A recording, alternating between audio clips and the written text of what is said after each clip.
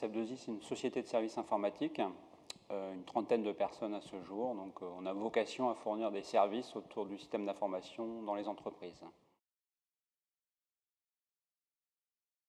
Je suis heureux au travail et je veux justement, et c'est un de mes challenges, devenir tous les jours heureux au travail. Il y a les gens avec qui on travaille, qui me connaissent, et qui, effectivement, je pense que j'ai une image de quelqu'un de compétent et de fiable.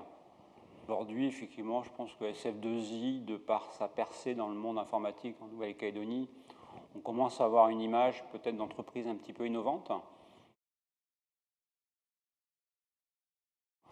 Moi, je pense que les gens qui me côtoient au quotidien me respectent. Je crois que les gens apprécient de manière générale de travailler avec moi. Je sais aussi qu'il y a encore un côté parfois qui peut être tyrannique, surtout en mode stress, où je peux être très directif dans mon comportement, où je peux faire peur, effectivement, de par ma fonction d'une part, parce qu'effectivement la notion de patron peut parfois faire peur à certains collaborateurs. D'une manière générale, je pense que finalement les gens apprécient de travailler avec moi. Mon penchant naturel me pousse vers l'entreprise libérée parce que l'holacratie, c'est une boîte à outils, c'est des méthodes. Alors, je préfère considérer l'holacratie comme une boîte à outils que comme des processus. Donc, effectivement, je pense que si je portais l'holacratie, ce serait un état d'esprit, donc d'entreprise libérée. J'essaie de construire l'entreprise dans laquelle j'aurais aimé être un des collaborateurs. Et je pense que là, partout où je suis passé, j'ai travaillé de cette manière. Aujourd'hui, étant le patron, je peux mettre en place, et là j'en suis entièrement responsable du devenir de l'entreprise. Donc je crois qu'effectivement, je veux mettre en place l'entreprise dans laquelle j'aurais, moi, aimé pouvoir collaborer, travailler en tant que salarié. Donc finalement, je voulais une entreprise dans laquelle tout le monde pouvait apporter sa pierre à l'édifice. Mais l'idée, c'est de dire aux gens pourquoi ils font les choses, plutôt que de leur dire comment les faire. Et on laisse les gens, chacun, utiliser les outils qu'ils souhaitent, la méthode qu'ils souhaitent pour faire les choses. Les graines sont semées, mon rôle, c'est d'arroser le terrain, et finalement, les plantes vont pousser à une vitesse différente, avec des jolies fleurs, avec des fleurs moins jolies. Mais finalement, tout le monde aura sa place dans l'organisation, et tout le monde aura un rôle à jouer. Je pense qu'il y a des cas exceptionnels qui ne vont pas s'y adapter, mais on va les traiter de manière exceptionnelle, puisque ce sont des cas exceptionnels. Donc je pense que ça concerne vraiment une minorité. Je n'ai pas la prétention d'être visionnaire, mais je pense que la génération, cette fameuse génération Z qui arrive, ce seront des talents qui vont se vendre aux entreprises. Et je pense qu'on est dans ce modèle où finalement on achète du talent aux collaborateurs et ce sera les modèles d'entreprise de demain. Honnêtement, non, pas pour l'instant, non. J'ai jamais voulu être patron pour avoir le pouvoir, mais j'ai voulu être patron pour finalement mettre en place des idées qui me tiennent à cœur, faire des projets qui me tiennent à cœur et finalement avoir un modèle d'organisation qui fédère autour d'une organisation qui sera SF2I et qui, si possible, rende les gens heureux. Alors, en plus, effectivement, on apporte de la valeur ajoutée parce qu'effectivement, on fait des embauches, donc on apporte de la valeur ajoutée au pays, au territoire. J'apprécie le format court et structuré de la réunion. le fait qu'effectivement chacun ne puisse pas exprimer des ressentis qui font perdre du temps à tout le monde et qu'à la fin on ait pris des décisions. Parce qu'effectivement, il n'y a rien de pire qu'une réunion qui dure longtemps, sur lequel à la fin, il y a, finalement, on n'a pas pris de décision, on reporte ça à la réunion suivante, ou alors on crée un comité spécifique qui va se réunir, où on va faire appel à un consultant qui va facturer un audit pour une société, une organisation qu'il ne connaît pas. Et finalement, j'apprécie ce format court. Je pense honnêtement que les résultats vont mettre un petit peu de temps, donc on parle en mois, avant d'être bénéfiques pour l'ensemble des collaborateurs. Les chefs d'entreprise, on est pragmatique. Hein. Le business et avoir effectivement des bénéfices est essentiel, est obligatoire.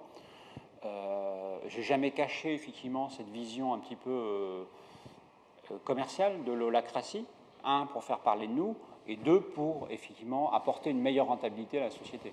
Donc ça reste quand même l'objectif, c'est pas de gagner de l'argent, mais le résultat sera de gagner de l'argent.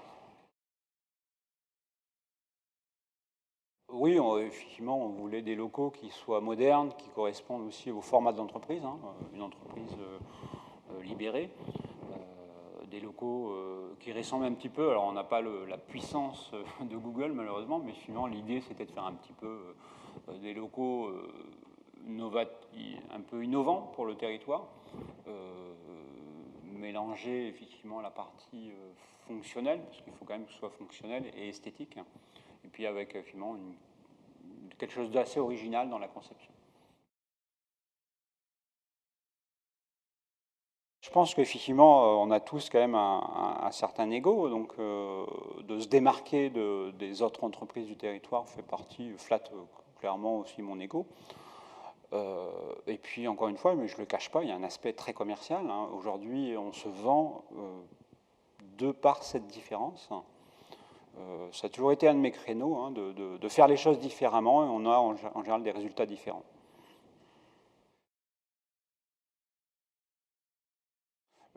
Non, visionnaire, je pense pas, parce que je pense que je suis un patron novateur dans la démarche et puis dans la capacité de déléguer. Voilà, c'est pas la délégation, quelque chose qui me fait pas peur du tout. La transparence non plus. Pour côtoyer quand même le monde de l'entreprise ici, je sais que la transparence ne fait pas partie des valeurs de la plupart des chefs d'entreprise.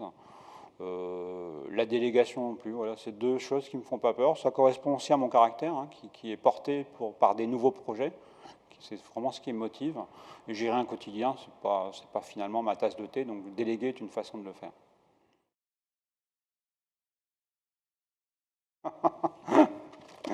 Ouais, je pense qu'il y a un côté, effectivement, j'ai un côté sens du service très aiguisé.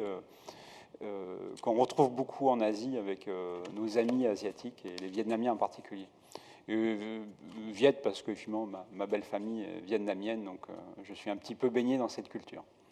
Je vais souvent en Asie et finalement j'apprécie beaucoup leur capacité et leur sens du service que je trouve quand même hors du commun. Quoi. Voilà, c'est une valeur qui n'existe pas toujours ici, vraiment que j'essaye d'apporter dans le travail.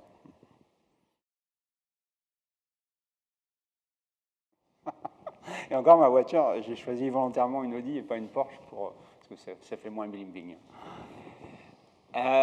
Dans quoi passe tout mon argent? Finalement, il est réinvesti depuis sans arrêt dans des nouveaux projets. Alors, les nouveaux locaux, des appartements, des choses comme ça. Mais effectivement, j'ai un rapport à la terre assez fort par mes origines paysannes. Effectivement, j'investis plutôt dans des valeurs matérielles qu'immatérielles.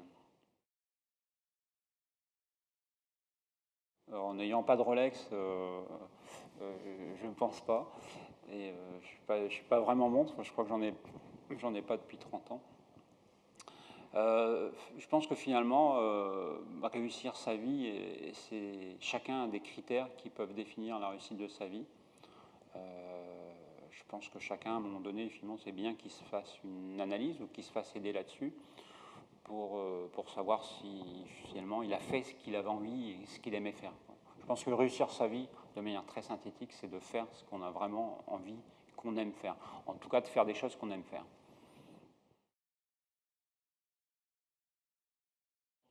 J'ai pas la réputation d'être en retard. En tout cas, chez les clients, je suis toujours à l'heure. Ça, c'est pile poil.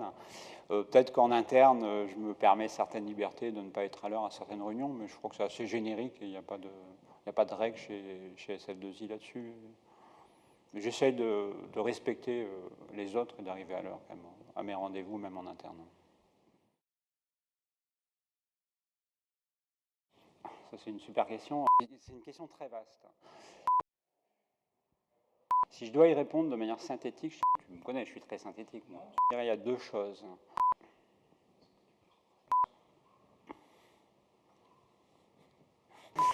Faut que j'approfondisse mes réponses ou...